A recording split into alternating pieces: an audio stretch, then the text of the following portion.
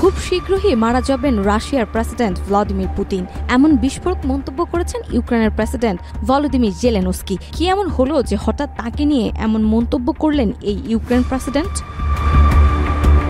ইউক্রেনের president Volodymyr Zelensky সম্প্রতি রাশিয়ার প্রেসিডেন্ট ভ্লাদিমির পুতিনের আসন্ন মৃত্যু সম্পর্কে মন্তব্য করেছেন। তিনি বলেছেন, পুতিন শীঘ্রই মারা যাবে এবং এটি একটি বাস্তবতা। এই মন্তব্য পুতিনের স্বাস্থ্যের অবস্থা নিয়ে চলমান গুজবকে আরও উস্কে দিয়েছে।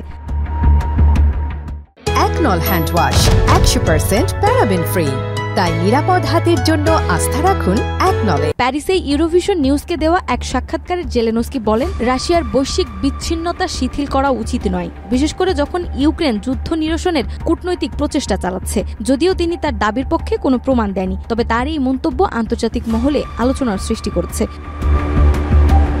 পুতিনের স্বাস্থ্য নিয়ে দীর্ঘদিন ধরে চলছে নানা গুজব। ক্যান্সার, পার্কিনসন্স রোগ সহ বিভিন্ন গুরুতর অসুস্থতার কথা শোনা গেলেও রাশিয়ার সরকার বরাবরই এই দাবি অস্বীকার করেছে। 2022 সালে রাশিয়ার আগ্রাসনের পর থেকে এই জল্পনা আরও তীব্র হয়েছে।